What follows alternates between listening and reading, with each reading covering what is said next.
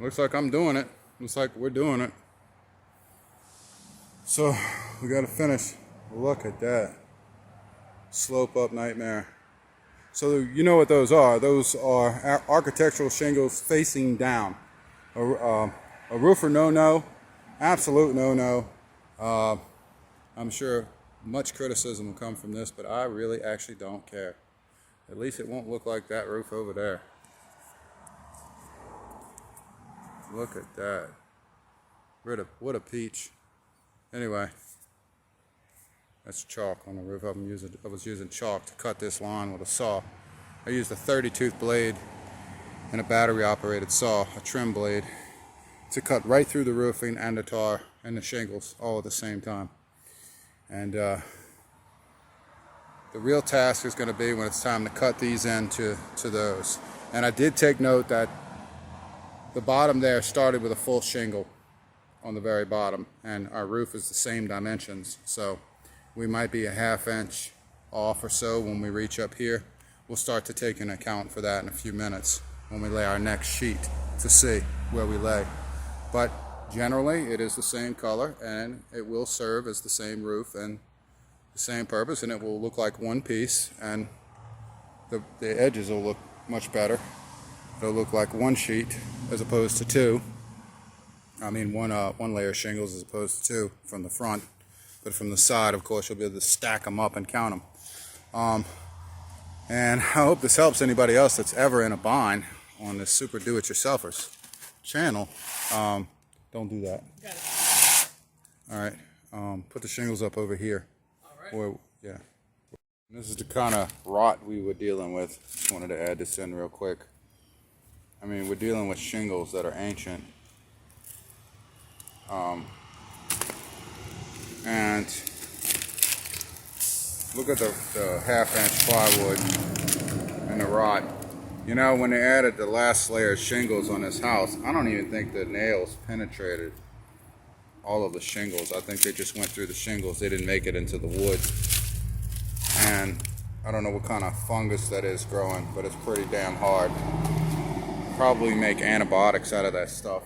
And you can see some of what they went over. Now I suspect the back of the house is probably thicker than this. Look at the difference in years of shingles and how thick they are.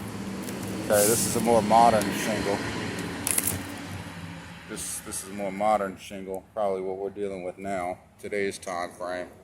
And then look at the shingles that they dealt with back then. I guess this is probably going back into the 70s, where the shingle was real thick. And I guess this shingle got brittle, and they replaced it because it started to get chipped up. And then this shingle, look how thick that is.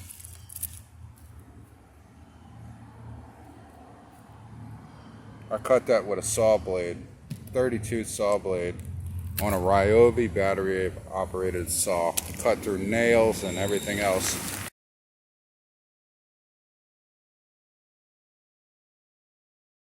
Okay, so we had some soffit leak from the gutter. Start to rot the eave and the sill and the soffit and the fascia. And some of the runners were a little chewed up. So we decided to add a bunch of runners. Actually, we scabbed every single runner with treated lumber, even though some of it's used, some of it's new. It's all treated. This is what we did. And we leveled all of the every one of the rafters, the roof rafters. We leveled them all so that they're level with the earth. And some of them were unlevel, some of them were uneven. And we also ran them out to the fascia board even, because some of the other ones weren't. They were like this. That's one of the best ones. And then we ran our level across here, and we used these wooden shims to kick them up at the right height, and then we screwed them down real tight with 4-inch screws. So this is all done with screws, not nails. Hey, we put this on here too? Yeah, and we're bracing under every single piece of plywood that there is, so that when another piece of plywood slides on top, there's no give either way, so it conjoins the two pieces together, so we don't have that problem. And we're also putting some splice-in pieces here, supports, side by side all the way down like we did down there. And so this is a 2-foot section, 2 foot, and then it goes 2 foot all the way down, and then to get the rod out, and then 4 foot, and then 6 foot over there down at the end. So we don't want it looking like the neighbor's house over there, or that neighbor's house. This is what we have to do here in this part of the state we live in. So let me climb up here. It should be plenty strong enough to hold me.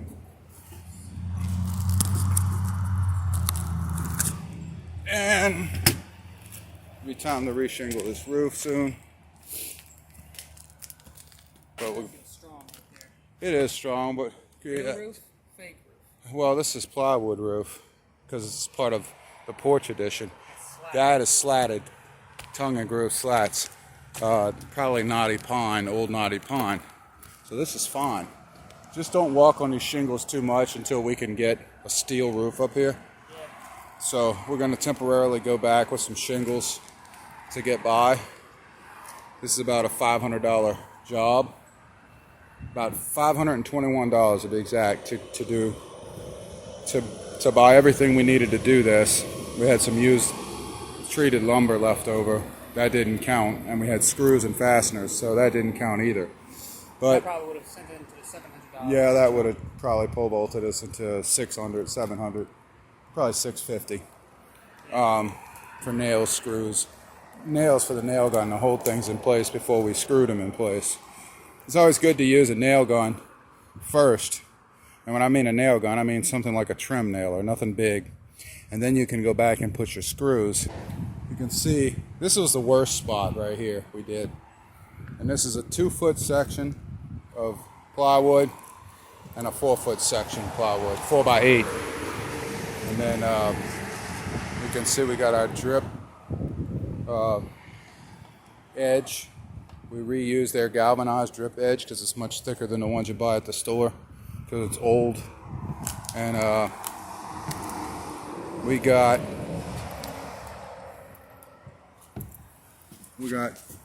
a stud like a joist like this scabbed, see? And so underneath here is another runner that we replaced to screw down to a new one, see, on the side. And then we have this junk sandwiched in the middle, but they're all shimmed underneath, see, for height. And then we have these cross braces. So when we put our plywood in here, it fits like a glove, and it's got nowhere to go. And they can join together, so there's no bowing or shifting that can be done. And you can see what it looks like all the way down there.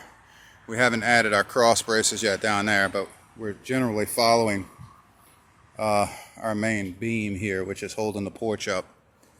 And then we will raise the fascia up. Well, we're going to replace a piece of fascia board in the center, 12-foot section in the center. We're going to raise that up, and then we're going to level that because it's drooping right about where it's drooping right about here, right where it joins together with another piece. So you can see our roof runner is higher to accommodate the fascia the fascia board coming up, so that it looks straight from the front and it's level all the way across. And then we can put our gutter on and set our gutter into the right pitch. There are 4 layers of shingles on this house. That weighs so much. Look how many layers of shingles we got. And I was sitting on 1/2-inch plywood and these little 2x4s, which don't even look treated to me. And so that bothered me. So we are going to build this back up temporarily with some rollout and then some more shingles to match these and tuck them under. And then when we're done with that, you know, as we're doing that, we're taking some out and sliding some under. We're going to glue them down and fix little places like this where the nails are popping through and all that. Looks like a stick or a bullet fell out the sky right there. And somebody did a patch over there in the past before I bought the house. Alright, so we replaced our piece of fascia there. Spliced in. That'll get caulked in and painted later. And then we have our flashing, our old flashing still hanging off. We gotta bend it back on. But first we're gonna treat the edges of this plywood that's sitting up there before it gets trapped underneath the drip edge is what they call it. That's right. So woodworking is, roofing is my least favorite subject, but this is what we gotta do. So our plywood decking is done for the most part. And in case you don't know what this, or you're wondering what this stuff is here that we're spreading down, this is our own idea, regardless of what anybody else thinks. This is, and we want to get these edges a little better, we're going to seal these pieces of decking together we're sealing together with, I love this stuff, Seamer Mate Amerimax. gutter sealant, which probably doesn't sell very well in California because of its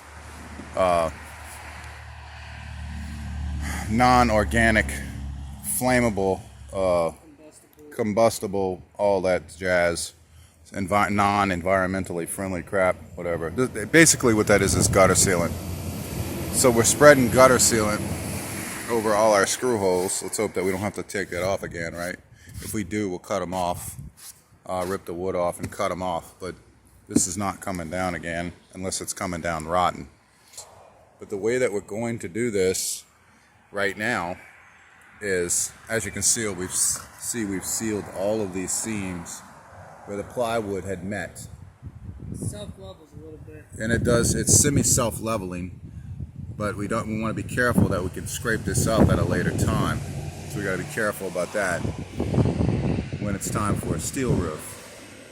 I know this is overkill, but we got a little bit of time to kill before the sun goes down a little bit more, so we can put rollout on here, and that's what we're gonna do. We're gonna put rollout across here, starting at the bottom here. After we put our drip edge back on, and paint this section right here to stop rot. I'm gonna paint this section, put the drip edge on, and then we're gonna run a bead of roofing tar, roofing cement. So I guess people were wondering, why is this guy using gutter sealant to seal pieces of plywood together in old seams that he put together? New seams with old seams. Well, two reasons. One, an extra layer of insurance, just in case you get somewhat of a leak past. And I know plywood is not supposed to stop a leak and all that, and it's wood, water to wood contact and all that, but that is treated lumber, and that's like the last line of defense. If water should happen to track its way into those seams.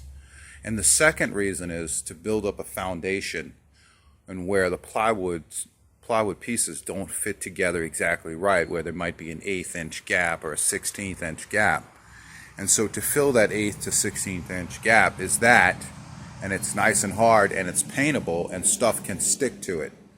So because gutter sealant is polyurethane, it can be painted, and it's partly flexible. It's pretty flexible, so that's good. And it covers, it sets a foundation so that if I do add roofing tar or roofing sealer like this, we got 10 of these. I doubt we're going to use all 10, but we might. So this is the alternative to blackjack, which is probably some nasty stuff. Plastic roofing, 15. Today's time, most material is overpriced and just downright crap compared to what our grandfathers used. And some materials better, but honestly, today's material is so cheap. Now, obviously, our original shingle was probably not this color, but it sure did fade to this color. So this is the closest match that we got, and I think this is weathered gray. So yeah, that's weathered gray. And so this is one of our original shingles that were ripped off the roof. We took off, pulling off the rot spots. And you can tell this is just toast. I mean, once all this grit is gone, the shingle is gone. And we're just about there. However, we can't afford to put a steel roof on yet. So we're going to use this rollout right here to help build our height up. And we're also going to use it as a temporary, we're going to seal this down to the roof. We're also going to use it as a temporary, what they would call your first shingle that runs across the top of the front of the roof or the sides of the roof. Your first shingle that you start nailing to, which is generally almost one complete shingle, or sections of one whole shingle. And like I said, I'm not a roofing expert by a long shot. I hate asphalt shingles. I do. I would work with steel and sheet metal all day, every day of the week, before I really would want to touch this stuff. I almost paid someone else to come do this, and I probably should have, just to put on this, because I just don't like dealing with this. This is like peel and stick linoleum to me, with an extra sting of pain, and add the heat to it. So it's really not a fun job. But people do it all day and make a good living off of it, and probably live a short life. But this is what we have, and we're going to roll that out, and then we're going to do it as you would do on almost a flat roof. As you would roll it out, you would overlap it by a little bit, and then we're going to put some of that black stuff, that black caulk, roofing cement, whatever, in there. And like I said, if any of that runny stuff, because that's supposed to be real runny, blackjack's supposed to be thicker, but the cheap generic stuff is good for what we're doing, because we want it to run down and fill in the gaps. And as it's running down, filling in the gaps, we will have that in case there's any hollows where the plywood comes together, that problem is already solved using the gutter sealant that we're putting down right now. And then we're going to go layer our shingles starting at the bottom and going up, and then we'll cut in after we get to some shingles that are actually not too brittle, that break off, and that's going to be a task in itself. And I really hate the idea that this roof was just the porch, which is only 8 foot long, was built at a 1/2 inch with that much shingles and that much weight. But that's what they made it out of in the 1970s or 80s, and that's what we have to go back with because it matches. I would have preferred to use 3/4 or just strip decking. And you know what? If I really had to do it myself and I had to do it over again and I was able to start from scratch, I would have built that entire roof out of deck boards. And when I say deck boards, I mean deck mate deck boards that are 3/4 inches thick. And I would have ran deck boards all across that roof as plank. And I wouldn't have used, and it would have been treated, and I wouldn't have used the conventional materials that you use, because I could imagine deck boards would last almost a lifetime that are treated and covered up if you buy all the straightest ones you can get out of the pile, and you can get them 16 foot long for decks. So those would have been perfect to make a roof out of. And I know it's not customary to do that, but I would have done it. And I know some people say, well, you could buy tongue and groove and all that other stuff, but it's probably more expensive for tongue and groove than it would be for deck boards. And deck boards are thicker. Tongue and groove is probably 5/8. Here's our gutter that we made on the house. And we're going to have to take it apart, measure it right now, take it apart, redo the seams so that we're working on the ground instead of in the air. Because this was part of our problem 4 years ago when we installed this gutter. It helped finish the rot that was already starting. It was already there, and we just needed a gutter temporarily. And 4 years had passed on this little old house. And it's almost paid off, but, you know, once it's paid off completely, you know, then a steel roof can go on. And we estimate in this wretched economy, maybe another year or so, this house will be taken care of. And then we can start sinking some real money into it and improving the property. All right. All right, so you can see our rollout roofing matching our existing rotten looking shingles. And I think I made a mistake. I don't think that's 4 layers of shingle. I think that would be impossible to be 4 layers. I think it's 2 layers of shingles. It looks like a re-roof on top of that roof. But in some cases I've seen mixed match shingle colors. So I don't know if they shove shingles underneath other shingles or whatnot. I'm just not clear on that. I'll find out when I get down to it. So we got a 1-inch overlap all the way around the fascia. And then you'll see what we're doing to build up the thickness here. See how we added that line? Now we're going to run another piece of rollout over this right here. And this is only for the buildup, and the shingles are going to make up the difference to slide under those shingles right there. And that should be sufficient as it does a gradual step up, not to look too bad as a tie, as a match in. If I can get these brittle shingles to come up and slide new ones underneath, which is going to be a task in itself. I'm probably going to have to do it when it's hot and there's heat bearing down on this roof. And I'm trying to use as little nails as possible to hold this rollout down. And then we put in our blackjack knockoffs cement in there. And then, so like I said, we're going to meet right there and run another 16-foot run this way to the end, to the edge.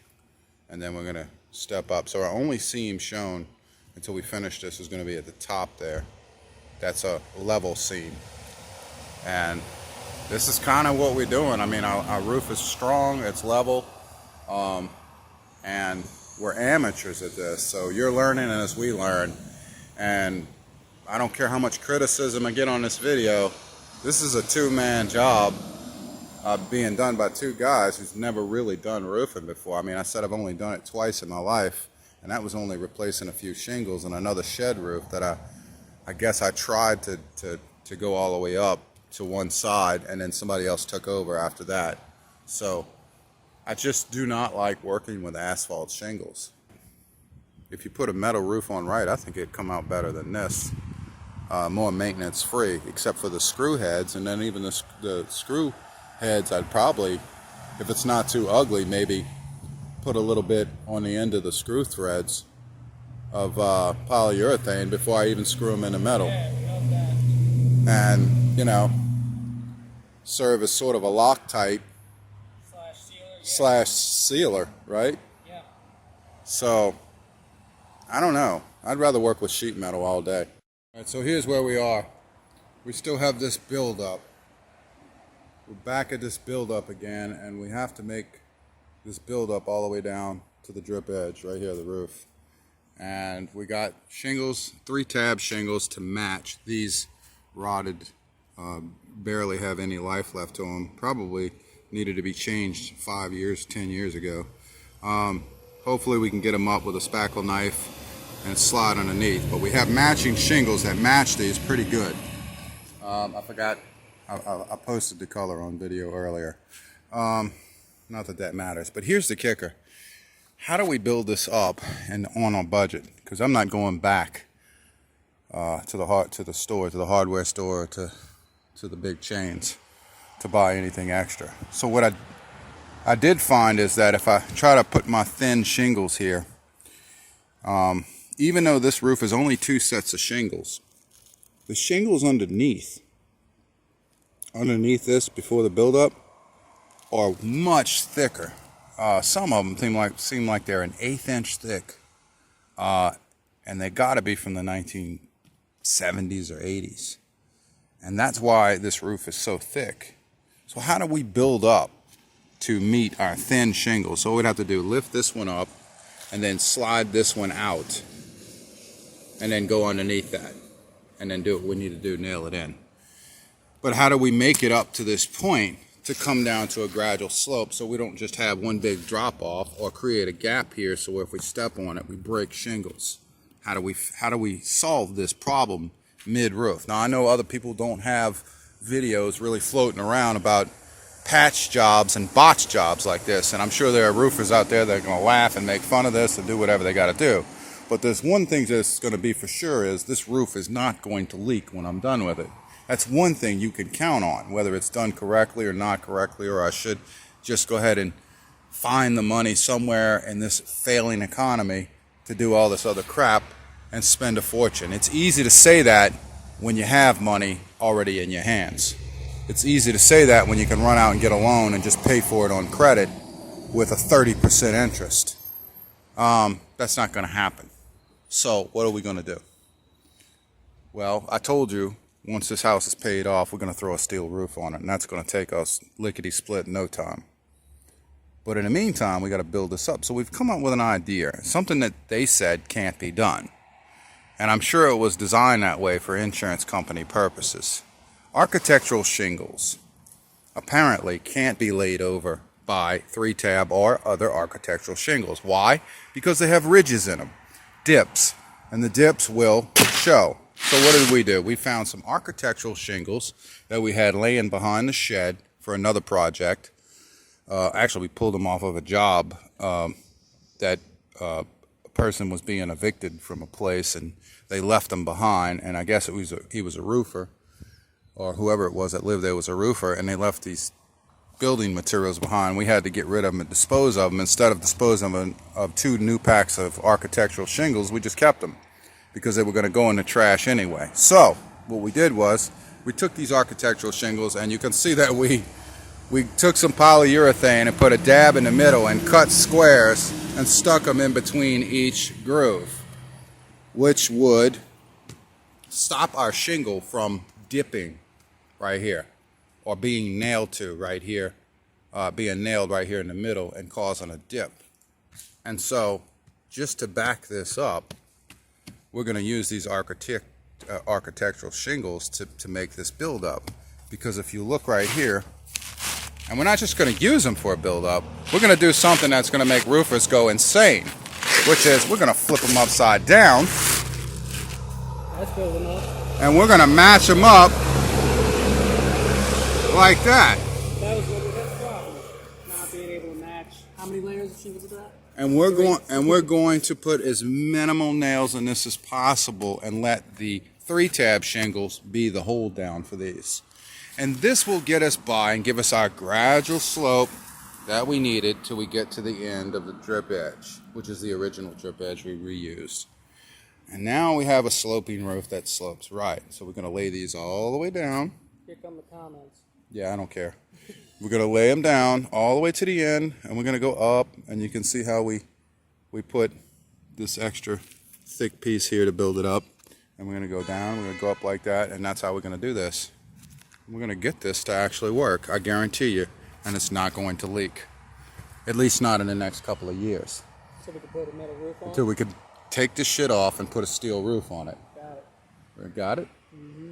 And this is what we're going to do to get by, to salvage the new wood that we've put on the porch and get by in a rainy season and windy season. And so this is as far as these shingles go. You get one, we got to get this crap off of here. We get one good line all the way down right here and then go to the drip edge.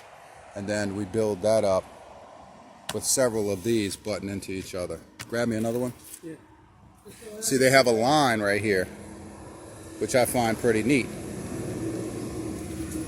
Just so happens we had enough pallets from What? that eviction. From that eviction job? Yeah. So Got another shingle here, architectural, upside down. And we're going to butt that architectural to that. Double layer, double layer, double layer. Right. And this is going to be our build-up slash underlayment, ghetto rig. I don't know what you call it. Underlayment, right?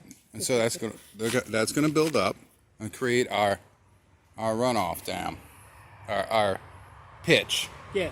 Correct pitch, right, for shingles. Yeah, because I mean, who wants to sit there and build up like 5 layers of 3-tab shingles? Who wants to use brand new shingles and keep buying pallets of shingles just for this shit? Yeah, I know. It's just if this is laying around and they say you can't use architectural shingles, we'll find a way to use it in tough times. We're about to find a way to use it. The only drawback is if water makes it underneath one of these, it'll go back behind here, and then all this will hold moisture. But that's why this is sealed down. That is why that's sealed down, and that's why before we start this process, we're going to put a dab of glue over every one of these nail heads. That way, if water does make it behind these architectural shingles, there's a second layer of protection. But this is only for a year, maybe 2 at the most, just to get by, and this is only on the main edge of the porch and not on the house. Anyway, so this is what we're doing. Because we don't have a choice. We just don't. We're not ripping this roof off. We can't. We don't have the money, we don't have the resources, and we don't have the time. I mean, look at that. That's a thick shingle under there. That's an old style shingle. I already explained that these 1970s shingles that have been trapped underneath here are almost, what, an 1/8 inch thick? Double the thickness of the new shingles. Triple in some cases, and there's 2 of them. Yeah. There's 2 of them as in they're overlapped. They're thick. Someone had several insurance jobs done to this. Yeah, so, insurance companies still can consider this 1 layer of roofing. But we're not having a problem with insurance companies. They've been out here, they took pictures of this roof, they know what it is. They don't have a problem. So, we'll see. So, one more thing. The packaging method on these shingles called for the 6-step method. Courses? It's where you cut on the end, where you start a shingle line. You basically cut 6 inches, 6 inches, 6 inches, 6 inches, 6 inches. And you start 6 separate rows of shit shingles where you got 6 different lines doing this. And I know that's standard roofer's choice practice. And I'm not sure if this is called the racking method, where you're cutting one 6 inches and you're offsetting it, and then you're setting another one. Half hole, yeah. Well, I started whole, half, not even half actually. I started whole, 6 inches off, and then I'm going to go back up with 6 more inches, cut all the way to the end. I'm not doing the 6-step method. I'm only doing this much roof. Plus, I don't know what these guys 20 years ago did right here. It doesn't seem like they would have done on this raggedy roof. That's one thing. If you see that video on YouTube, then it worked. How's that? Yeah, well, I'll put it on there if it works or it doesn't work, but nobody's going to know whether it leaks or not on YouTube. Yeah, they will. If the video's still on there, then it works. That's true. We don't usually leave videos if they don't work on YouTube. We'll come back and make a statement and say, hey, this didn't work, or hey, 6 months from now this leaked. Hey, we got some problems. Hey, all the soffit fell down underneath the carport, hit us in the head, that kind of thing. We'll come back and say the truth, because when we do something like this, you're seeing it as we're seeing it. So we're learning as you're learning, and this is what we're doing. So I know roofers are going to be all extra mad about this, boy, and say, what's the address to that place? I'm going to report that place, all that crap. It's not necessary. Roofers are professionals. They do their job professionally, and they do what they have to do. This is an amateur repair, and this is what we have to do for now to get by. I'm sure that they have more skeletons in their closet than you can count of shortcuts that they've taken. More than shingles. That's more than shingles, probably. Like using sheetrock for underlayment and kind of shit. But we're just going to go with what we did here and leave it be. I bet you somebody got a tube of clear silicone out the truck probably one time when they ran out of roofing cement. Oh, I'm professional. You should not go for it. Everybody makes mistakes, and everybody does things a little bit unethical sometimes. But anyway. Extension cord for wiring in walls. Yeah, like all the wiring we've pulled out that was actually extension cord. Oh, yeah. And actually, those apartments were rented to roofing contractors. They were, actually. So they like roofing. I like wiring houses. Like I said, roofing is my least favorite thing to do. I actually don't even know how to do it. I hate it. But we're going to do it, and we're going to catch it before it rains. Yep, so here we go. Looks like we're covering.